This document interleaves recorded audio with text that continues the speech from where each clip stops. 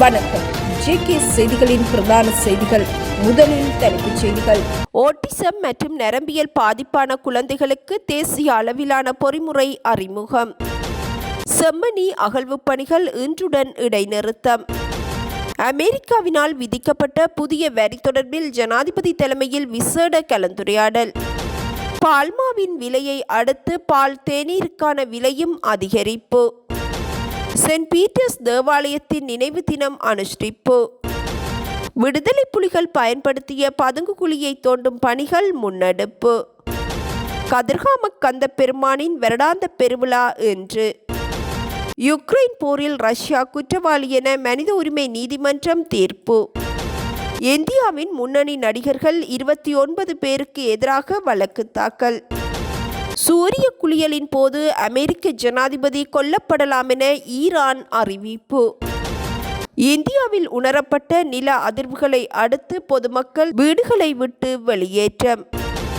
Autism மற்றும் நரம்பியல் வளர்ச்சி பிரச்சனைகள் உள்ள குழந்தைகளுக்காக பராமரிப்பு நிலையங்களை நிறுவுவதற்கு தேசிய அளவிலான பொறிமுறையை தயாரிப்பதற்கான கூட்டு திட்டத்திற்கான எண்ணக்கரு ரீதியான முன்மொழிவை 2 வாரங்களுக்குள் சமர்ப்பிக்குமாறு ஜனாதிபதியின் செயலாளர் கலாநிதி நந்திக சனத்குமார் நாயக்க சம்பந்தப்பட்ட அதிகாரிகளுக்கு உத்தரவிட்டுள்ளார். ஜனாதிபதி அனுரகுமார திசாநாயக்கவின் எண்ணக்கருவின் அடிப்படையில் செயற்படுத்தப்படும் இத்திட்டம் குறித்து சமூக சக்தி செயலகத்தின் தலைமையில் நேற்று பிற்பகல் இடம்பெற்ற கலந்துரையாடலின் போதே இந்த அறிவுறுத்தல் விடுக்கப்பட்டுள்ளது. இவ்வாண்டு வரவு செலவு திட்டத்தில் மகளிர் மற்றும் சிறுவர்கள் விவகார அமைச்சிற்கு ஒதுக்கப்பட்ட 250 மில்லியன் ரூபாய் நிதியை சமூக சேவைகள் திணைக்களத்தால் மாவட்ட செயலாளருக்கு வழங்குதல், பராமரிப்பு நிலையங்களை செயற்படுத்த தேவையான மனிதவள அபிவிருத்தி திட்டத்தை தயாரிப்பது, இத்திட்டத்துடன் தொடர்புடைய துறைசார் நிறுவனங்களை இணைத்து அறிவியல் பின்னணியுடன் கூடிய புதிய மாதிரியொன்றை தயாரிப்பது குறித்தும் ஆராயப்பட்டது. இந்த விடயங்களை உள்ளடக்கிய ஒரு பொறிமுறையை தயாரிப்பதற்கான எண்ணக்கரு ரீதியான முன்மொழிவை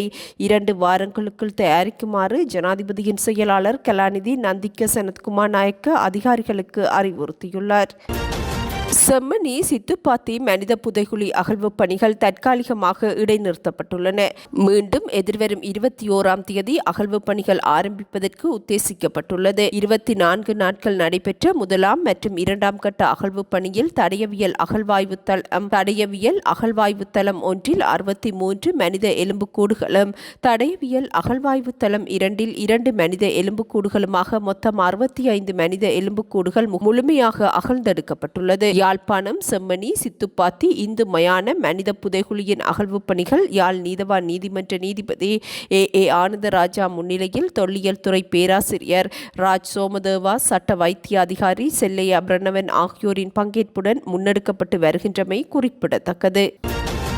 அமெரிக்காவினால் விதிக்கப்பட்ட புதிய 30% தீர்வை வரி தொடர்பாக ஜனாதிபதி அனுரகுமார திசாநாயக்க தலைமையில் இன்று காலை ஜனாதிபதி செயலகத்தில் விசேட கலந்துரையாடல் இடம்பெற்றுள்ளது. இக்கலந்துரையாடல் முன்னர் அறிவிக்கப்பட்ட 44% வரியை 30% குறைத்த அமெரிக்க ஜனாதிபதி டொனால்ட் ட்ரம்பின் முடிவை அடுத்து இலங்கையின் நிலைப்பாடு மற்றும் எதிர்கால உத்திகளை ஆராய்வதற்காக நடத்தப்பட்டுள்ளது. இக்கலந்துரையாடலில் தொழிலாளர் அமைச்சரும் பொருளாதார அபிவிருத்தி பிரதி அமைச்சருமான கலாநிதி அனில் ஜயந்த பெர்னாண்டோ, நிதியமைச்சின் செயலாளர் கலாநிதி ஹர்ஷன சூரிய பெரும, மத்திய வங்கியின் ஆளுநர் கலாநிதி நந்தலால் வீரசிங்க, வர்த்தகம், வணிகம், உணவு பாதுகாப்பு மற்றும் கூட்டுறவு அபிவிருத்தி அமைச்சின் செயலாளர் கே விமலேந்திர ராஜா மற்றும் ஜனாதிபதியின் சிரேஷ்ட பொருளாதார ஆலோசகர் துமிந்த ஹூலங்கமுவ ஆகியோர் கலந்து கொண்டிருந்தனர்.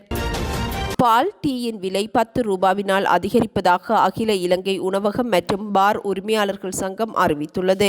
இறக்குமதி செய்யும் பால்மாவின் விலையை இறக்குமதியாளர்கள் அதிகரித்தமையினால் இத்தீர்மானம் எடுக்கப்பட்டுள்ளதாக அகில இலங்கை உணவகம் மற்றும் பார் உரிமையாளர்கள் சங்கத்தின் செய்தி தொடர்பாளர் தெரிவித்துள்ளார். பால்மா இறக்குமதியாளர்கள் இறக்குமதி செய்யும் பால்மா 1 கிலோகிராம் பாக்கெட்டின் விலையை 250 ரூபாவினாலும் 400 கிராம் பால்மா பாக்கெட்டின் விலையை 100 ரூபாவினாலும் அதிகரித்துள்ளமை குறிப்பிடத்தக்கது.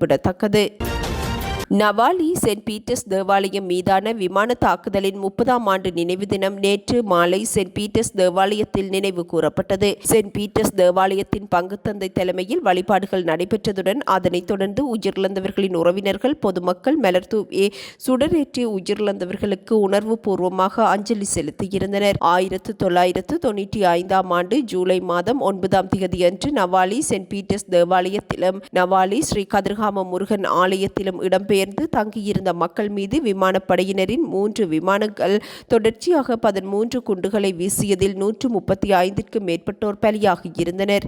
நினைவேந்தலின் போதும் புலனாய்வாளர்களின் கெடுபிடிகள் அதிகம் இருந்தமை குறிப்பிடத்தக்கது. நாட்டின் பல பகுதிகளில் வறட்சியான வானிலை நிலவுகின்றமையினால் நீர்நிலைகளின் நீர்மட்டம் குறைவடைந்துள்ளதாக அறிவிக்கப்பட்டுள்ளது. இதன் காரணமாக குடிநீரை சிக்கனமாக பயன்படுத்துமாறு தேசிய நீர்வளங்கள் வடிகாலமைப்பு சபை பொதுமக்களிடம் கோரிக்கை விடுத்துள்ளது. அதிக வெப்பம் காரணமாக மக்களின் நீர் தேவையும் அதிகரித்துள்ளது.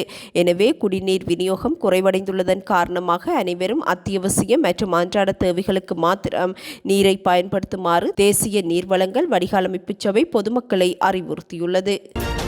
தமிழீழ விடுதலை புலிகள் பயன்படுத்திய பாரியளவிலான நிலக்கீழ் பதுங்கு குழியை தோண்டும் நடவடிக்கை இன்று காலை 10:30 மணியளவில் முல்லைத்தீவு புதுக்குடியிருப்பு பகுதியில் ஆரம்பிக்கப்பட்டது. 8ஆம் வட்டாரம் மந்துவில் கிராமத்தில் உள்ள தனியார் காணி ஒன்றில் போரின் முன்னர் விடுதலை புலிகளின் தலைவர் மற்றும் தளபதிகள் பயன்படுத்தினார்கள் என கருதப்படும் நிலக்கீழ் பதுங்கு குழியை தோண்டும் நடவடிக்கை புதுக்குடியிருப்பு போலீஸ் நிலைய பொறுப்பதிகாரி MP.R. ஹேரத் தலைமையில் ஆரம்பிக்கப்பட்டுள்ளது. 2 ஏக்கர் வரையிலான குறித்த காணி விடுதலை புலிகளின் முகாமாக காணப்பட்டது. இக்காலகட்டத்தில் விடுதலை புலிகளின் தலைவர் மற்றும் தளபதிகள் உள்ளிட்டவர்கள் சந்திப்புகளை மேற்கொள்வதற்காக பாரியளவில் நிலக்கீழ் பதுங்கு குழி ஒன்று அமைக்கப்பட்டது. 2009ஆம் ஆண்டு போருக்கு பின்னர் குறித்த காணியில் கன்னிவெடி அகற்றும் இராணுவத்தினர் நிலை கொண்டிருந்தனர். போரின் குண்டு தாக்குதல்களால் பதுங்கு குழியின் வாயில்கள் மூடப்பட்ட நிலையில் அதனை மக்கள் பொருட்படுத்தவில்லை. இந்நிலையில் இந்நிலக்கீழ் பதுங்கு குழி சுமார் 20 அடி ஆழத்தில் அமைக்கப்பட்டுள்ளமை கண்டறியப்பட்டுள்ளது. இந்த நிலக்கீழ் பதுங்கு குழியில் விடுதலை புலிகளின் தங்கமோ அல்லது ஆயுதங்களோ புதைக்கப்பட்டிருக்கலாம் என சிலர் வீட்டின் உரிமையாளர்களுக்கு தெரியாது நிலத்தை தோண்டும் நடவடிக்கையை முன்னெடுத்திருந்தனர்.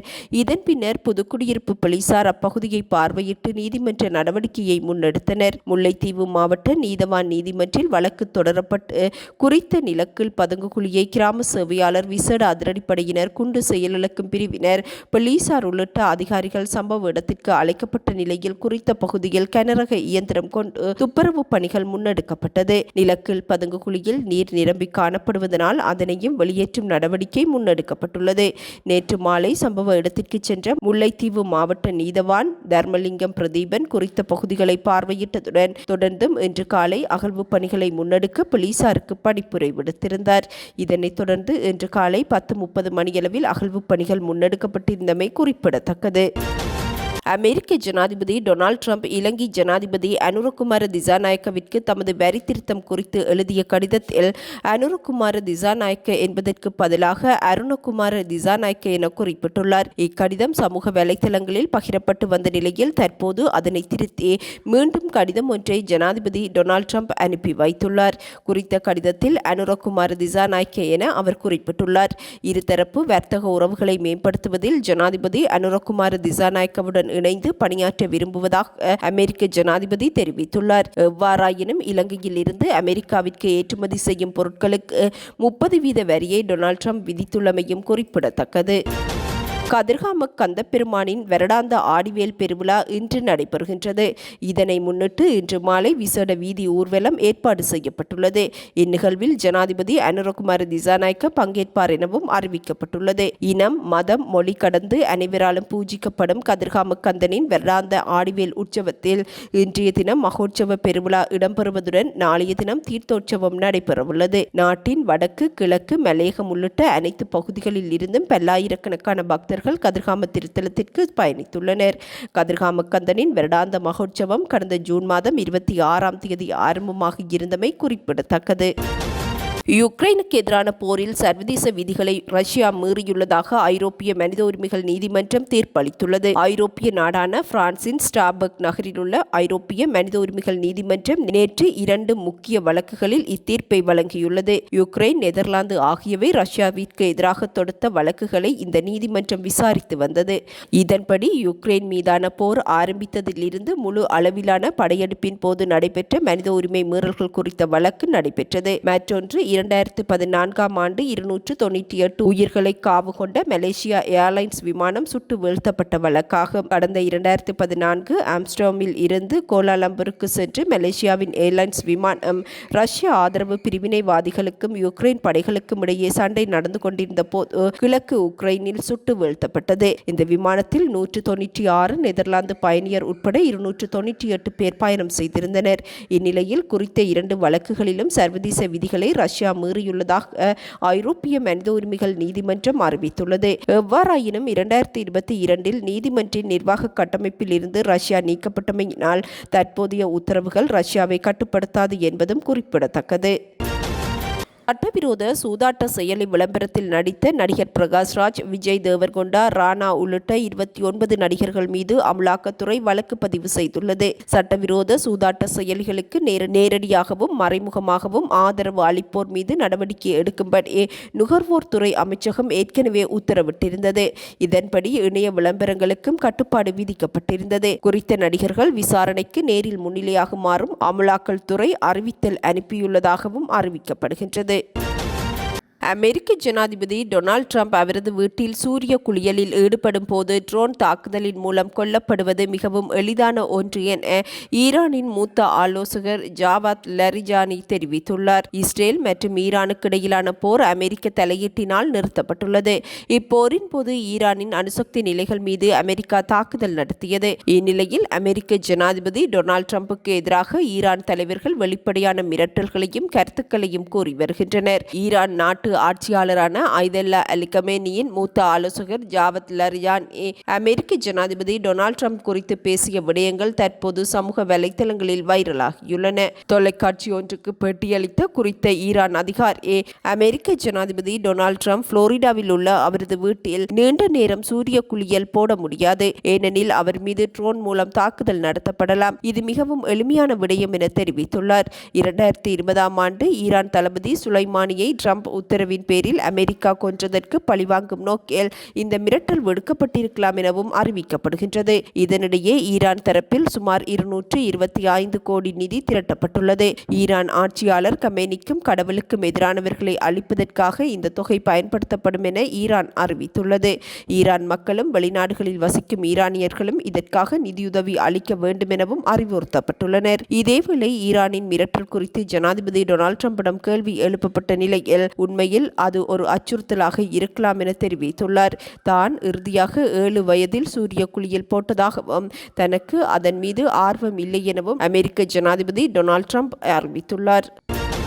அமெரிக்க அரசாங்கம் விசா நிபந்தனைகள் கட்டுப்பாடுகளை தீவிரப்படுத்தியுள்ள நிலையில் விசா கட்டணத்தையும் 2 மடங்கு அளவிற்கு உயர்த்தியுள்ளது. அமெரிக்க ஜனாதிபதியாக டொனால்ட் ட்ரம்ப் இவ்வாண்டு ஜனாதிபதியில் பதவியேற்றதில் இருந்து விசா வழங்குவதில் பல நிபந்தனைகளையும் கட்டுப்பாடுகளையும் அறிமுகப்படுத்தியுள்ளார். இந்நிலையில் பிக் பியூட்டிஃபுல் பில் எனப்படும் அரசு செலவினம் தொடர்பான மசோதா சமீபத்தில் நிறைவேறியது. இதற்கு ஜனாதிபதி ட்ரம்ப் ஒப்புதல் அளித்துள்ளார்.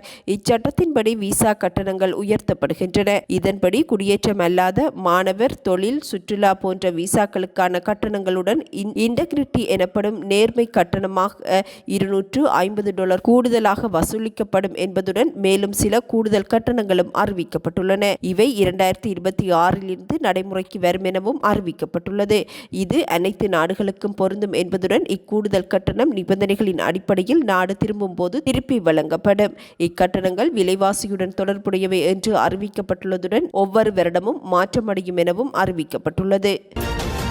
பணியில் இருந்து ஓய்வு பெறும் 55 வயதான போலீஸ் கான்ஸ்டபிள் ஒருவர் பாடசாலைக்கு பரீட்சை எழுதச் சென்ற மாணவிக்கு காதல் கடிதம் கொடுத்துள்ளார். கூடவே ரோஜாப்பூ மற்றும் தனது தனிப்பட்ட தொலைபேசி எண்ணையும் அம்மாணவியிடம் கான்ஸ்டபிள் வழங்கியுள்ளமை தொடர்பில் விசாரணைகள் முன்னெடுக்கப்பட்டுள்ளன. இந்தியாவின் ஜார்க்கண்ட் மாநிலத்தின் சத்ரா மாவட்டத்தில் இச்சம்பவம் இடம்பெற்றுள்ளது. 12ஆம் வகுப்பு பரீட்சை நடைபெற்ற போது அங்கு பாதுகாப்பு பணிக்காக சென்ற கான்ஸ்டபிள் இந்த செயலை செய்துள்ளதாக குற்றம் சுமத்தப்பட்டுள்ளது. குறித்த கான்ஸ்டபிள் பாடசாலை மாணவியை அணுகி அவருக்கு சிவப்பு நிற ரோஜா பூவுடன் ஒரு கடிதத்தையும் கொடுத்துள்ளார். அக்கடிதத்தில் தனது தொலைபேசி எண்ணையும் வழங்கியுள்ளார். இவ்விடயம் தொடர்பில் போலீசில் முறைப்பாடு செய்ததாகவும் அறிவிக்கப்பட்டுள்ளது. இந்தியாவின் டெல்லி உள்ளிட்ட பல பகுதிகளில் இன்று நில அதிர்வு உணரப்பட்டதாக அமெரிக்க புவியியல் ஆய்வு மையம் அறிவித்துள்ளது. இதன்படி டெல்லி, நெய்டா உள்ளிட்ட பகுதிகளில் 4.4 மேக்னியூட் அளவில் நில அதிர்வு உணரப்பட்டுள்ளது. அத்துடன் உத்தரப்பிரதேசம், மீரூட் மற்றும் சம்லி உள்ளிட்ட பகுதிகளிலும் நில அதிர்வு உணரப்பட்டுள்ளது. இதனிடையே நில அதிர்வு உணரப்பட்டதை அடுத்து மக்கள் தமது வீடுகளில் இருந்து வெளியேறியுள்ளனர். கனடாவின் விமான பயிற்சியின் போது 2 விமானங்கள் நேருக்கு நேர் மோதி விபத்துக்குள்ளாகியுள்ளன. மனிடோபா ஸ்ட்ரெயின்பாக் பகுதியில் விமானம் ஓட்டும் பயிற்சி மையம் ஒன்றில் குறித்த இருவர் தனித்தனியாக விமானத்தை இயக்கும் பயிற்சியில் ஈடுபட்டிருந்தனர். இதன்போது வின்னிபெக்கில் இருந்து 60 கிலோமீட்டர் தூரத்தில் தெற்கு விமான நிலையம் அருகே இருவரும் விமானத்தை தரையிறக்க முயன்றபோது 400 மீட்டர் உயரத்தில் இருவரின் விமானங்களும் மோதி விபத்துக்குள்ளாகியுள்ளது. விபத்துக்குள்ளான விமானங்கள் தீப்பிடித்ததில் சம்பவ இடத்திலேயே குறித்த இருவரும் உயிரிழந்துள்ளனர். சம்பவம் தொடர்பில் கனடா போக்குவரத்து பாதுகாப்பு சபை விசாரணைகளை நடத்தி வருவதாக அந்நாட்டு ஊடகங்கள் செய்தி வெளியிட்டுள்ளன. இத்துடன் இன்றைய எமது பிரதான செய்திகள் நிறைவடைகின்றன. நமது அடுத்த பிரதான செய்திகளை நாளை எதிர்பாருங்கள்.